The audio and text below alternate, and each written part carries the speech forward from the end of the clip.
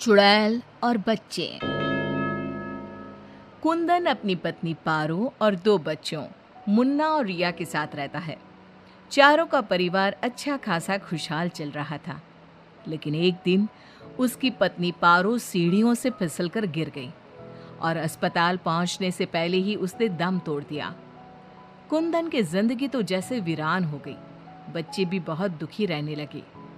इसी तरह देखते देखते एक साल बीत गया।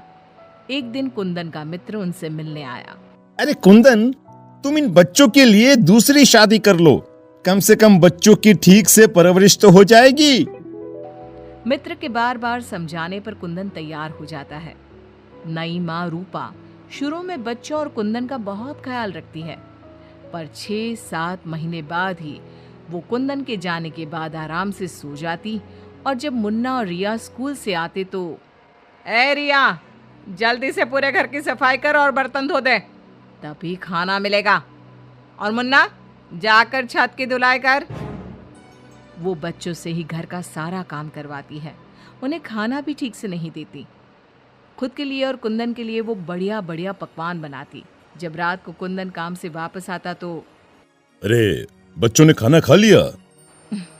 उनको तो मैंने कब का खिला पिलाकर सोने भेज दिया है। कितना ख्याल रखती है ये बच्चों का। एक दिन जब रूपा सो रही थी, मुन्ना देखता है कि रसोई की अलमारी में मिठाई रखी है, लेकिन वो वहां तक पहुंच नहीं पाता। तो वो अपनी बहन को बुलाकर लाता है। मैं घोड़ा बन जाता हूँ, तुम मेरे ऊपर चढ़कर वो मिठाई उतार दो। उन्होंने मिठाई उतारी और खा ली। अचानक मिठाई का डिब्बा रिया के हाथ से नीचे गिर जाता है और बिखर जाता है। आवाज सुनकर रूपा भागते हुए आती है। उसने आओ देखा न ताव और दोनों की खूब पिटाई कर दी। जब देखो तब भूखे ही रहते हैं ये बच्चे, न जाने इनका पेट है कि कुआं।